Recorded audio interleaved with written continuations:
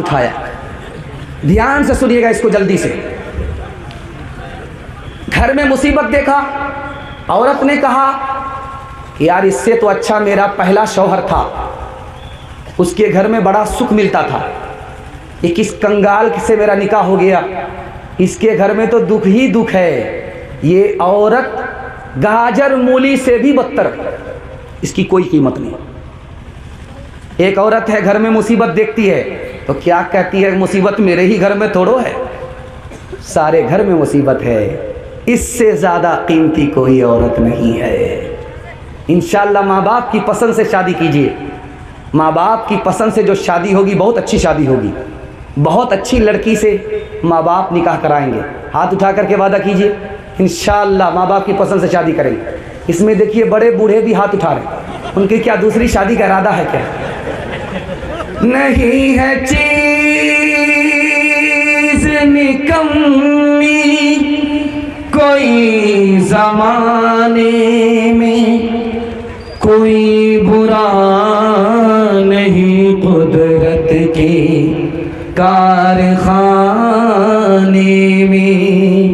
न थी हाल की जब हमें अपनी खबर, न थी हाल की जब हमें अपनी खबर, रहे देखते औरों के ऐबो हुनर। न थी हाल की जब हमें अपनी खबर, रहे देखते औरों के ऐबो हुनर। पड़ी अपनी बुराइयों पे जब नजर, तो जमाने में कोई बुरा ना रहा।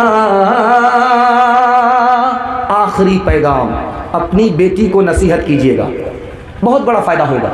इस नसीहत से अल्लाह आपकी बेटी को फातिमा और आयशा बना देगा। ध्यान से सुनिएगा।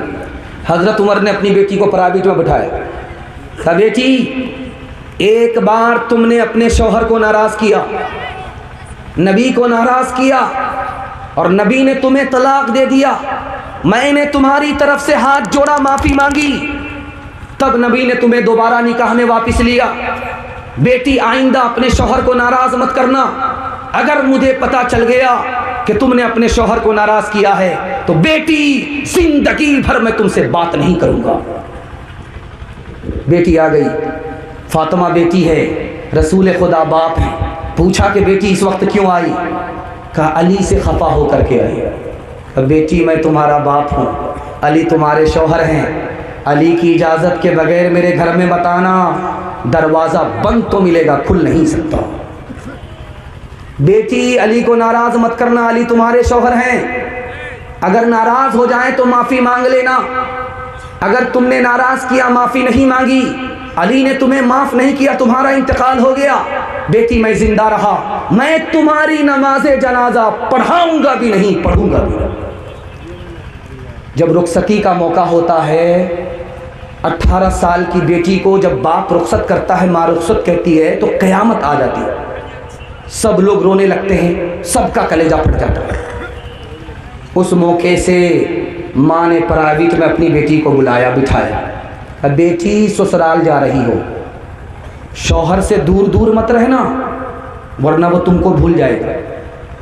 शौहर के साथ हमेशा बाहर मत निकलना, वरना उससे तुमको दुश्मनी हो जाएगी। बेटी शौहर को बात बात पर मत डांटना, ससुराल वाले को गुस्सा मत दिखाना, वरना तुमको तलाक पड़ जाएगा।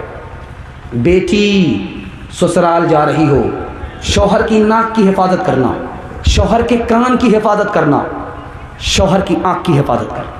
अब बेटी ने कहा अम्मा नाक उसकी हिफाजत मैं कैसे करूं? कहा कि बेटी तुम्हारी गलत बात तुम्हारे शौहर के कान में ना पहुँचे, ये कान की हिफाजत है। बेटी तुम्हारे गुनाह की बदबू तुम्हारे शौहर की नाक में ना पहुँचे, ये नाक की हिफाजत है। बेटी जब शौहर घर में रहे, पुराने कपड़े पहन करके मत रहना, नए कपड़े पहनना। बेटी बगैर गुस्ल के मत रहना, वज़ू करके रहना, गुस्ल करके रहना। बेटी बगैर सुरमे के मत रहना, आँख में सुरमा लगा करके रहना। जब शौहर तुम पर निगाह डालेगा, उसकी आँख भी ठंडी होगी, उसका दिल भी खुश हो जाएगा। माँ बेटी दोनों की उम्र बराबर है। बेटी की उम्र वही, माँ की उम्र वही। आप कहेंगे ऐसा कैसे हो सकता है? माँ सौतेली, बेटी सौतेली।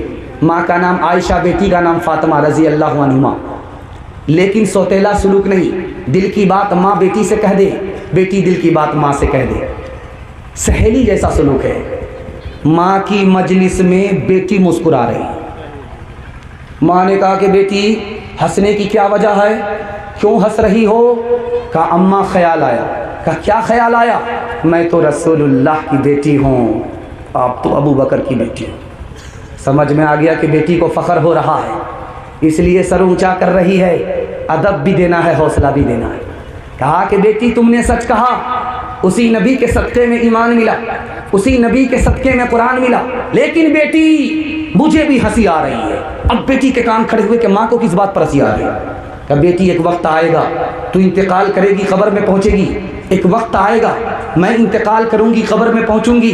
लेकिन बेटी तेरे हक़ में जब फ़ैसला होगा तो तू जन्नत में जाएगी, मेरे हक़ में फ़ैसला होगा मैं जन्नत में जाऊँगी। बेटी जब तू जन्नत में जाएगी तेरे हाथ में अली का हाथ होगा। बेटी मुझे हंसी इस बात पर आ रही है, जब मैं जन्नत में जाऊँगी तो मेरे हाथ में रसूलुल्लाह का हाथ होगा।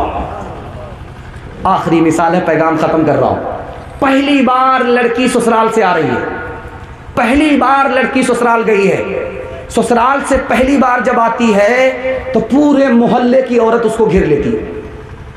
सवाल शुरू होता है। एक औरत कहती है कि तुम्हारी ससुराल कैसी थी? तो लड़की कहती है माशाअल्लाह। उसके बाद दूसरी औरत कहती है ससुर कैसे थे? तो कहती है सुबहान अल्लाह। उसके बाद तीसरा सवाल होता कि शौहर कैसे थे? तो अल्हम्दुलिल्लाह। उसके बाद चौथा सवाल होता है कि बेटी सास कैसी थी? इन्ना लिल्लाह अस्तगफिरुल्लाह ला हौला वला कुव्वता इल्ला बिल्लाह। जल्ले तो जलाल तो इस बला को टाल। माँ को समझ में आ गया कि बेटी को सब पसंद है, सास पसंद नहीं। अब माँ तो माँ होती है, बेटी को अदब भी देती है, हौसला भी देती है।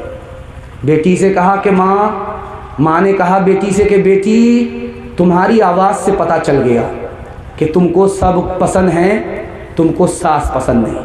लेकिन बेटी मेरे सवाल का जवाब दो, जो तू ससुराल गई थी कौन लेकर के गई थी? अब बेटी का जवाब सुनिए।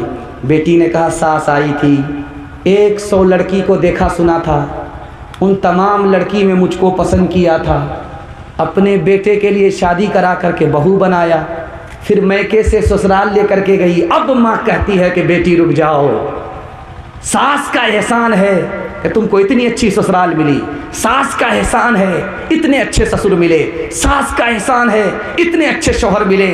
बेटी सास मुसीबत नहीं होती, सास बला नहीं होती, कभी माँ होती है, माँ से बढ़ करके होती। जा जा बेटी अज ससवार उजिया कह रही हो बटी हो प्यार।